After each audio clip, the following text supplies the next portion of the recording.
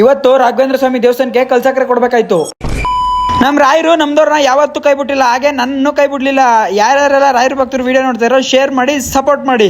ನಾನು ರಾಯರ ಹತ್ರ ಏನೋ ಕೇಳಿದೆ, ಅದನ್ನ ನೆರವೇರಿಸಿದ್ರು. ದೇವಸ್ಥಾನದಿಂದ ಶಿಸ್ತಾಗಿ ಮನೆ ಕಡೆಗೆ ಬಂದೆ. ಅಲ್ಲಿ ನೋಡೋ ನಾಷ್ಟ ರೊಟ್ಟಿ.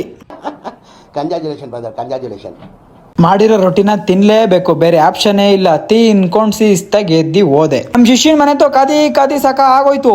Why I don't understand. ಮನೆ ಹತ್ರ ಬಂದು ಅರ್ಧ ಗಂಟೆ ಆಯ್ತು ಗೈಸ್, ಇನ್ನೂ ಬರ್ಲಿಲ್ಲ. ಒಳ್ಳೇದ್ ಮಾಡ್ತದ ನಿನ್ ಜನ್ಮಕ್ಕೆ ಹೋಗೋ. ಹಿಂಗೋ ಬಂದ. ಅಲ್ಲಿಂದ ಶಿಸ್ತಾಗಿ ನಮ್ಮ ಅಡ್ಡದ ಕಡೆಗೆ ಹೊಲ್ಟೋ. ಅಲ್ಲಿ ನೋಡೋರು ನಮ್ಮ ಭಯ ಸರ್ರೆ ಕಲಾಯಿಸ್ತಾ ಇದ್ರು.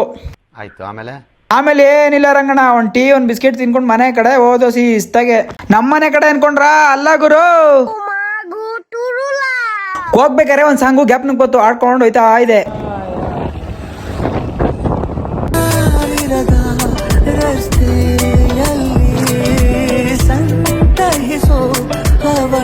ಸಾಂಗ್ ಕೇಳೋದಕ್ಕೆ ಹಳ್ಳಿ ಮನೆ ಬಂದೇ ಬಿಡ್ತು.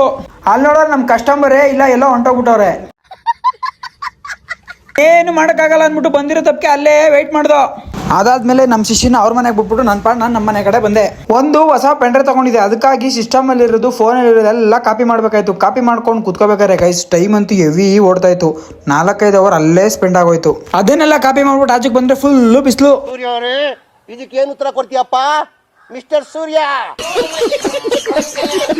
ಸಿಸ್ಟಮ್ ನೋಡಿ ತಲೆನೋವು ಬಂದ್ಬಿಟ್ಟಿತ್ತು ಸಿಕ್ಕಾಪಟ್ಟೆ. ಅದಕ್ಕೆ ಒಂದು ಕಾಫಿ ಹೇಳ್ಬಿಟ್ಟೆ. ಆಮೇಲೆ ಒಂದು ಶಿಸ್ತಾಗ ಒಂದು ಸಮೋಸ ತಗೊಂಡು ತಿನ್ಕೊಂಡು ಬಂದೆ.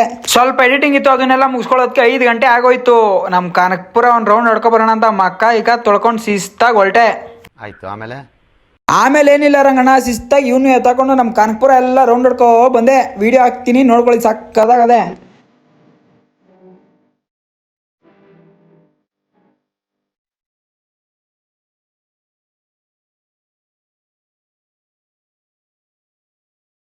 ಇವತ್ತಿನ ಮಿನಿಲಾಗಿ ಹೆಂಗಿತ್ತು ಕಾಮೆಂಟ್ ಮಾಡಿ.